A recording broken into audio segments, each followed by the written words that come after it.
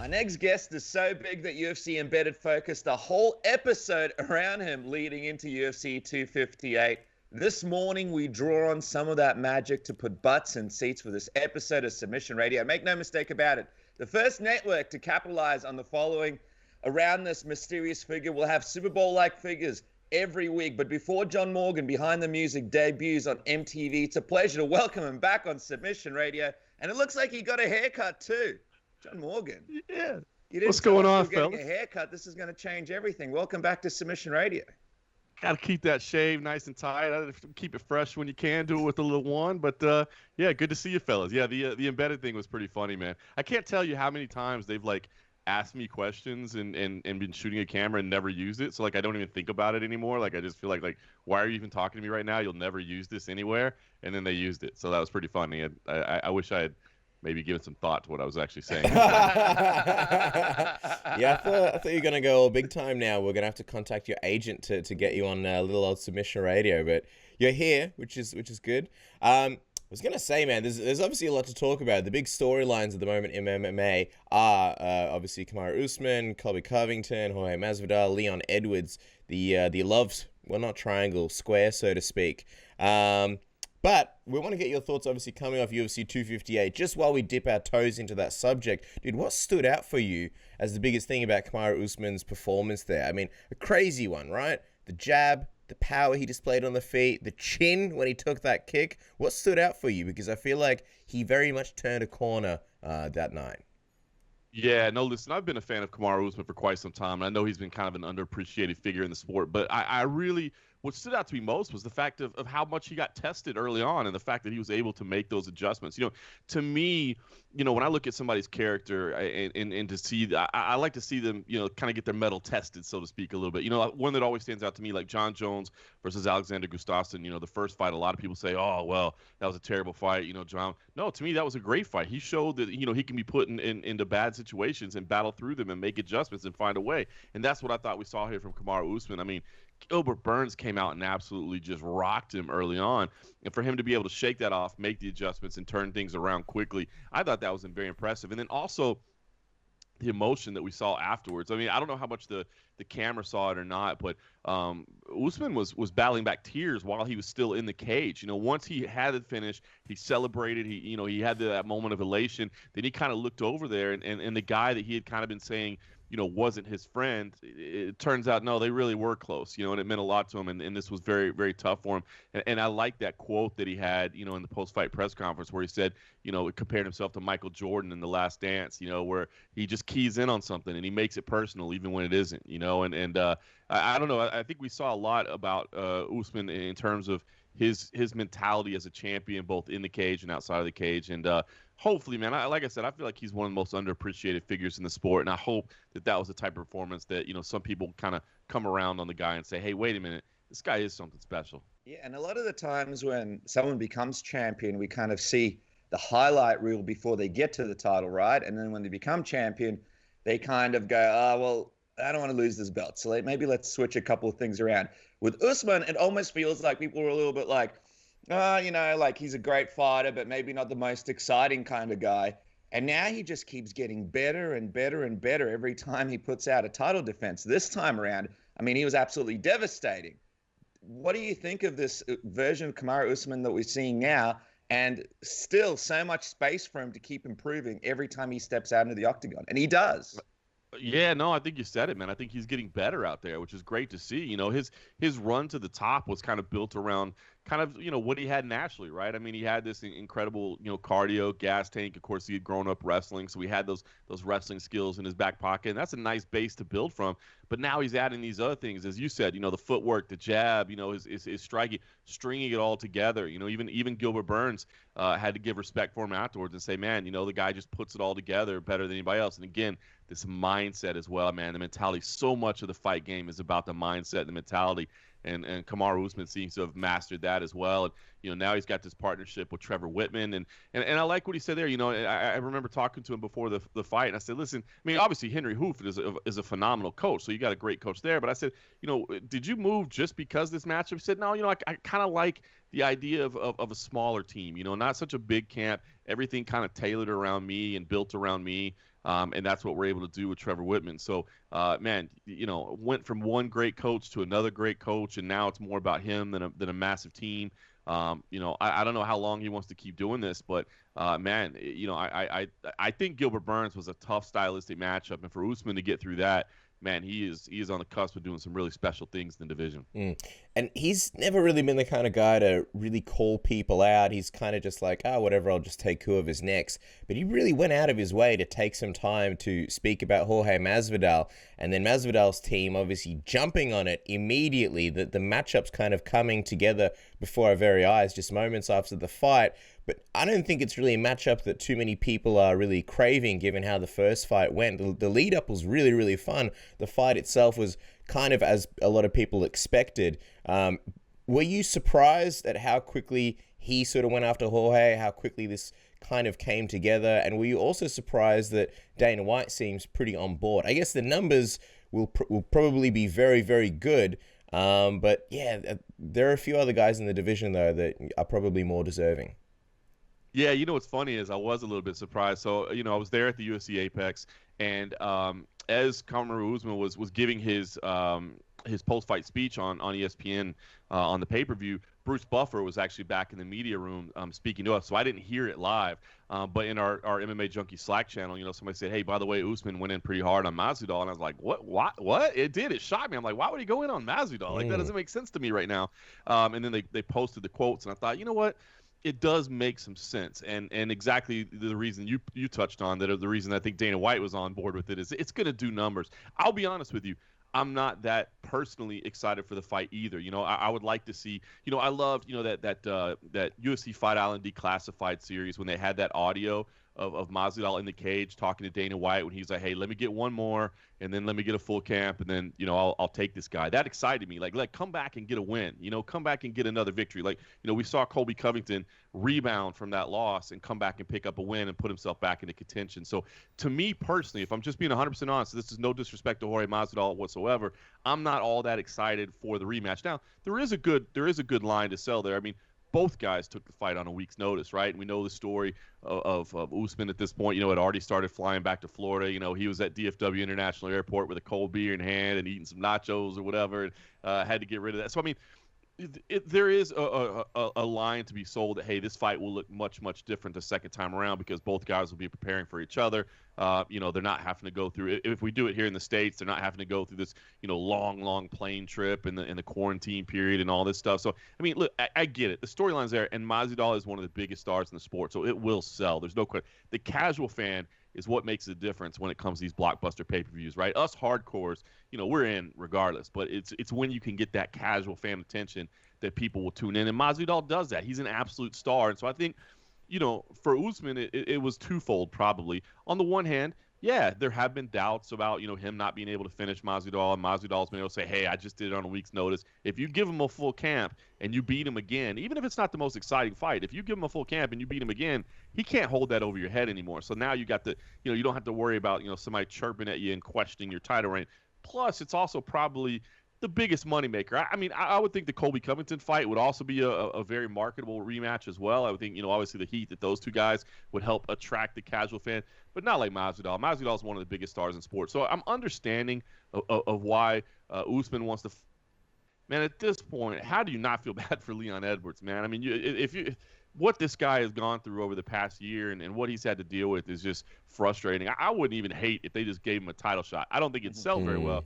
But as far as just terms of merit and what he's had to deal with, I wouldn't even hate if they just gave him the title shot straight away. But, hey, at the end of the day, we know, unfortunately, this thing is about selling pay-per-views. It's not just about, the most deserving contenders. So a lot of options on the table right now. It is, as you said, it's a really interesting time in the welterweight division. Just before we get off this fight, this rematch, I mean, we saw these improvements from Kamaru Usman just this past weekend. And, of course, a full training camp might bring in a little bit of a different Jorge Masvidal, but how do you see this rematch going? A lot of people already predicting that it might actually be an even bigger finish for Kamaru Usman than the domination that he sort of had in that first fight. It's possible.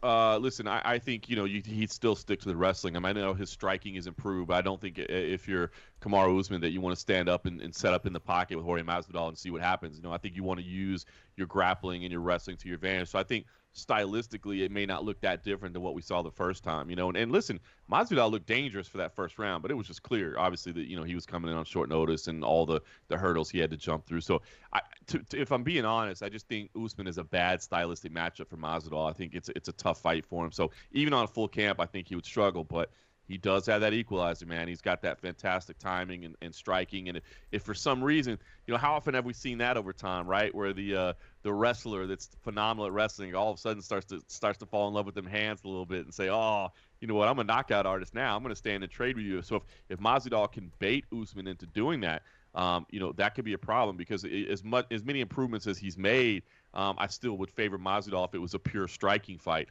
Again, though, that boils down to the mentality that Usman has. Can he prevent Jorge from getting under his skin and kind of baiting him into having that type of fight? I think he probably can.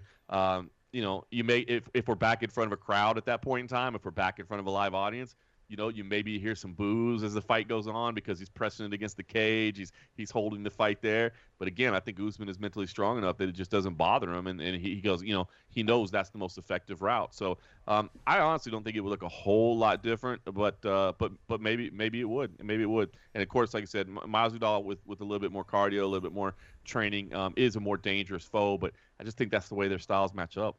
And is this the Ultimate Fighter as well, in your opinion? The season of the Ultimate Fighter, Usman versus Masvidal, and I suppose maybe a good opportunity for the UFC to introduce people to Kamaru. I was going to say, I guess it all just depends on timing and when they want to have the fight. I'd love to see it. You know what I mean? I'd love to see it. I mean, Masvidal, especially, again, one of the biggest stars in sport. If you can get him onto the Ultimate Fighter, I think that's big. It would be great to reintroduce Usman, to people. Originally, I had been pining all along to see Masvidal and Covington. I mean, just seeing those guys on weekly television, chatting at each other, chirping at each other, I think would be a lot of fun. So I think it very well could be. The Ultimate Fighter just comes down on when you want to have the fight, because obviously you gotta balance out all that timing.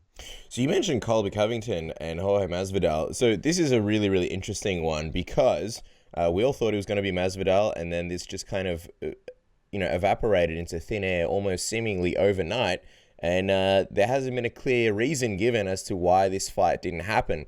And then we spoke to Colby yesterday and asked him about Leon Edwards. And John, of course, because you know everything in MMA and you obviously listen to every episode that we do. But he just had no interest in Leon whatsoever.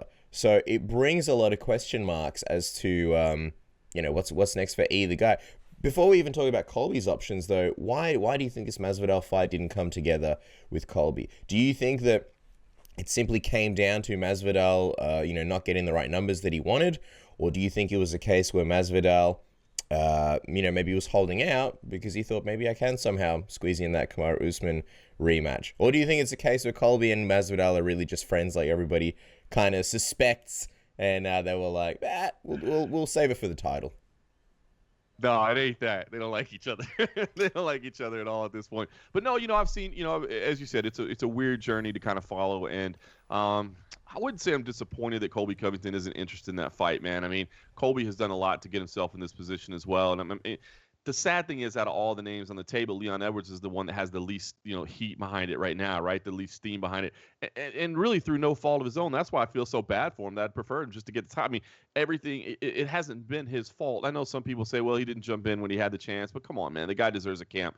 But COVID has done a real number on him. I think it was a little bit of a combination of holding out for value and holding out for opportunity. We've seen Malky Kawa has been on Twitter over the last 24 hours or so saying, hey, I'll tell you the full story, but we kind of manipulated this. This is what we were going for. So it sounds like they thought, hey, this is a real possibility. And listen, I think maybe they played their cards right. It does make sense. Why lock yourself into anything until the title fight happens? And then, if the champ comes out and calls your name, there you go. And so they did play it perfectly. I think it was smart strategy on their part to just say, hey, let's not get ourselves tied into anything soon. Let's let this fight happen. Let's see what happens. And then let's make a decision at that point. So I think it's smart business on their part. And it's exactly what Colby Covington was doing. It's frustrating, right? Because as a fan, you hate to see that, right? You hate to hear, oh, well, this was the best business choice for me. But when you think about the fighters themselves, of course, man, they've got to maximize their opportunities. They can only fight for so long. They'll only have so many chances to make a paycheck and to sign a new deal and to get a new contract. So it's frustrating. I think it's a difficult position to be in sometimes because the fan in you wants everybody to be Cowboy Cerrone, right? Anybody, anywhere, anytime, let's go do it. You know what I mean? But then the adult in you and the business side of you goes, okay, hold on, we got to understand. You know, I mean, these guys only have a short window with which they can maximize their potential. You know, let them be strategic about how they pick and choose their next move. So it's tough because I don't think as fans we don't like to hear about the business side of it. But you have to understand, man, these guys got to look out for themselves because nobody else is going to look out for them.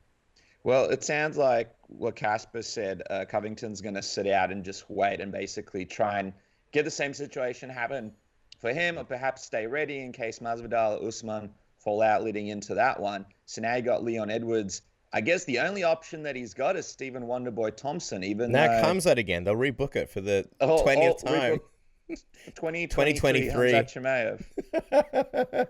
What are you thinking here, John? And he's not that keen on fighting Stephen Thompson, by the way, Leon Edwards. Yeah. Hey, by the way, did you guys hear that they're working on putting together Tony Ferguson and Khabib Nurmagomedov? Man, that's going to happen as well. Now, this fight is cursed. You got to move on from it at this point, man. Just sell it on down the line. Listen. It's frustrating for Leon Edwards. I mean, again, like I said, I just feel for the guy, man. I feel like most of what's happened here is not of his making, but of the circumstances around him. But I think the Wonderboy fight does make sense, right? I mean, it may not be the time that he wants. I think Wonderboy's still doing a little bit of healing, so he's not eligible to fight right now. But I mean, the matchup is good, right? Wonderboy's got a name. He's got the ranking, and stylistically, I think that fight could be a lot of fun, right? So, I think there's more upside to Khamzat than the fight with Khamzat. I mean, that's so awesome that Leon was willing to face Khamzat.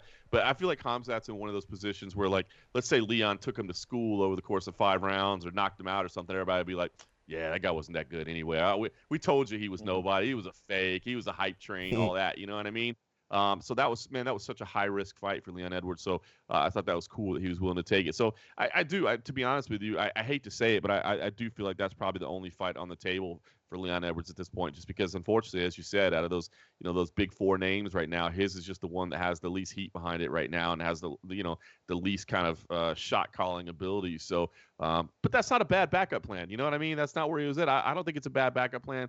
I like that fight. It seems to be the one that's most logical right now. Do you think that because he's been sort of, not due to his own fault, but inactive for a little bit, do you think that if he is able to beat someone like Stephen Wonderboy Thompson, who, by the way, is a very, very tough fight for anybody, and it's far from a done deal, do you think that leads him to a title shot, or do you think even sort of getting a win over Wonderboy would pique someone's interest? For example, Colby Covington at the moment maybe doesn't have much interest in fighting him because he believes people don't really know who Leon is that well, but getting a big win here, does that sort of make that an interesting fight, do you think, for Covington, if he's still sort of stuck and unable to get a fight? I would think so, but of course it's all going to depend on how things play out. But if what we think is right, and that Usman and Masvidal are going to compete, and if Usman were to retain his title, now obviously as Masvidal wins, that throws a wrench and everything, and now it starts opening up things a little bit. But I think we looked into a little bit of the psychology of where Dana White and the UFC stand right now. Last week when Dana was speaking to the media and he was telling us, at this point, Leon's been willing to jump in and take any fight, and we can't go down the rankings, we got to go up. I think that gives you a little glimpse into what they think about Leon and where he stands in the division. So I think they'd be looking to almost shoehorn him into a fight. And let's not forget the fact that Usman himself has even mentioned Leon's name and said, listen, I think this guy deserves a rematch at some point. So you'd have the champ, if he were to retain his title, looking at that fight. You'd have the UFC fight, and it says it's a deserving contender. The UFC says it's a deserving contender as well. But I think it's a fight could happen. Whether or not it would interest Colby Covington at that point, I don't know. You know what I mean? He still may sit back and say, I want to bide my time, but you can only hold out for so long. So it would be a big win. I would think at the very worst, it would earn him a #1 contender shot, if not a title fight. I've just got one more thing on this whole welterweight situation, then we'll move on to this week. weekend, and then we get out of your hair. But with Colby Covington, he's had such a tumultuous relationship with the UFC, getting all these good wins, doing all this great promotion, albeit controversial. And then obviously the whole interim title thing happened where he felt he got really screwed over. And he kind of did get screwed over. All these people got title shots ahead of him. And then he was back in the UFC's good graces after the Robbie Lawler fight. And Dana White made a point to really give him credit this past weekend. Oh, Colby's great, this and that, But now with Colby kind of saying, hey, I'm not doing any more charity work and not interested in Leon Edwards, do you think it does happen that he holds out for a while? And do you think he kind of goes back to that time where maybe him and Dana are, not really the best of friends because he doesn't want to take this fight? And as we saw last time, it didn't really work out that well for him. The UFC didn't cave. So I'm kind of curious how this plays out. If that is his game plan, to sit out and wait and think, I'm not helping Leon Edwards, what exactly is going to happen with him? Yeah, listen, it doesn't hurt to start with that position, right? And to just say, nah, I don't know if that really interests me. Because then maybe the UFC comes back and goes, all right, we know you don't really want this fight, but what if we sweeten the pot a little bit? What if we throw this in, or what? It gives you a negotiating position. I mean, if right away you just go, yeah, give me anybody, anywhere, anytime. I mean, that's great. Like I said, as fans, we like it, but you lost all your leverage and you lost all your negotiating position. So I understand where Colby Covington is coming from in this position. I would, as a fan, I'd like to see him take the fight because I think it's a very, very meaningful fight for both guys, and I think it would definitely catapult one of them into a title fight with a victory. So I think ultimately, it's just where he stands at the moment. Now you're right. If he digs his heels in and says, I'm not going anywhere, I'm not taking this fight, I'll sit down and I'll wait. You might get ready to wait for a while, especially right now, man, in this pandemic era, MMA, where fights are changing all the time and things are scrapping all the time. The UFC is looking for people that are willing to step up and fight. I mean, Dana has come out and said that directly, and he means it. We need people to fight, man. We need people to step up, and look, we're not asking for anything irrational, but we need you to be willing to fight when we call your number. So I think it's a good position to start from, and I understand what he's saying. I mean, it is fair to say, look, I've been busy. I've been out here. I've been taking these fights. I've been doing that. What's this guy been doing? Now, again, if you look a little further into it, it's not like Leon has been purposely sitting out all this time. He wanted to fight. He was lined up to fight. COVID came. All these things changed. So it's not necessarily been entirely his fault. But it's not a bad position to start from, right? To just say that I shouldn't have to fight that guy. Because, again, the Leon Edwards fight is the least appealing in terms of marketability, in terms of who's got the most, steam behind them, who's got the most heat behind them. It's him. It's a dangerous fight with not as much name recognition. So if you're Colby Covington, you'd much rather fight, let me get this Masvidal fight, which will be huge money. Let me get this title fight. Let me do whatever. So I think it's a great position to start from. I just don't want to see him dig in and stay there, because at that point, the UFC will move on. They will move past you. I mean, at some point they will say, "Hey, we'd love to have you. We'd love to put together some big fights for you, but we got events, man. We got events every Saturday night for the rest of the year. We got to make fights, and if you want to sit out, that's on you. Sit out, but the division's going to move forward without you." And just one quick last thing as well. Mutual friend of ours, Sean Sheehan, was some fantasy matchmaking on Twitter, which really has taken off and has really gotten people thinking about it. Kamaru Usman versus Khabib in the big fight. Have you thought about it, John? People have been thinking about it. Is that going to be the new big challenge? Think about that fight. That's a crazy fight. Who even wins that fight? That's a crazy fight to pick, try to break down. Usman's always getting better. Is that the new fantasy fight, in your opinion? It's slowly growing from the undergrounds of the MMA sports. I was going to say, I think fantasy is the key word there. You know what I mean? If you want to sit here and speculate about it, that at that point, let's just do, a bear versus a lion or something. I don't know, man. Come up with whatever. It's just a fantasy. Hey, that fight happened in Russia, right? It was unanimous decision to the bear. Do some research. Yeah, listen, I don't think Khabib is coming back to face Kamaru Usman. I think it would be a great fight. I mean, it would be a great fight. So in terms of just fantasy, like, hey, man, let's put this together on EA UFC 4 or whatever. Like, come on. Yeah, it's a great fight. But I wouldn't use too much of your energy and brain power, breaking down that fight, because I don't think we ever see it. Okay, well, speaking of fantasies and matchups, why not make some cash off the matchups that are actually happening this weekend? Of course, Derrick Lewis is taking on Curtis Blaydes, and you guys can make some money with MyBookie. Guys, make sure to use the code word submission, and MyBookie will match your deposit halfway up to $1,000. Visit MyBookie online today and use the code word submission. Get rich this weekend and make some money while having a little bit of fun watching the fight. Yeah, that's right. While you're having fun watching the fights, make sure to shave your nuts. You know, you can do it on the couch if you like with Manscaped's Lawnmower 3.0. Forgot to tell John that we're doing the old ad read, so this is You all... can see he's loving it in the background. This is all surprising to him, but I'm sure John would agree that the Manscaped Lawnmower 3.0 is the best grooming tool on the market. We've had a lot of wild nights with John, and while I haven't seen it, I would imagine his downstairs section is pretty immaculate, right? So use the Lawnmower 3.0, 7,000 RPMs of power, skin-safe technology, so you don't, shave a testicle off. LED light, so you can do it in the shower. It's waterproof and up to 90 minutes of battery power. And good friends at Manscaped are giving away the promo code submission, which gives you 20% off, so you can shave any part you want to your heart's content and be silky smooth this summer. But John, we got to ask you about these fight picks. I know you're shocked. I know you're in a state of shock at the moment. But we didn't mean to let your secrets go on the podcast, John. But it is the key to a good first question. Yeah. Hey, listen. You gotta keep yourself groomed, my man. What are you thinking? You got to use the Manscaped. John's on board. Look at that. Doesn't skip a beat. Dude, we got some fun matchups, man. We got Derrick Lewis versus Curtis Blaydes. What do you think about this one? This one is I don't know. I think it's something that's been in the pipe for a long time. I kind of flew under the radar with some of these other big fights kind of looming on the horizon. I know you like Derrick Lewis. I know you've got that awesome history and that awesome story with him about he was talking about eating pussy on the MMA Roadshow. Who are you picking in this one? There's great, no context to that, so everyone's going to be like, what in the world is going on here? They're going to be like, can we find it on the MMA Roadshow? Is that a Pornhub show? Where can we find this thing? Oh, man, I'll tell you what. Now, listen, this is a big fight in the heavyweight division. I mean, there's been so many, kind of big heavyweight fights. You're right. I feel like this one's kind of flown under the radar, but it's a big one. It's a stylistic nightmare for Derrick Lewis. I mean, it is. Obviously, Curtis Blaydes is a monster with his wrestling. And that's, the biggest challenge for Derrick Lewis. But, how about the fact that Derrick Lewis was asking for this fight and saying, I'm going to take him down and submit him. And there's your headline. Write that. And, of course, we wrote that exact headline. We're going to do it. So it kind of makes you wonder. Now Curtis has come back and said, well, listen, there was nobody else for him to fight. He knew he was going to get matched up with me. So he just made it look like he wanted this fight. But trust me, he don't want this fight. So this is a classic, right? I mean, everybody's well-rounded these days, but to me, this is the classic matchup, right? Striker versus grappler.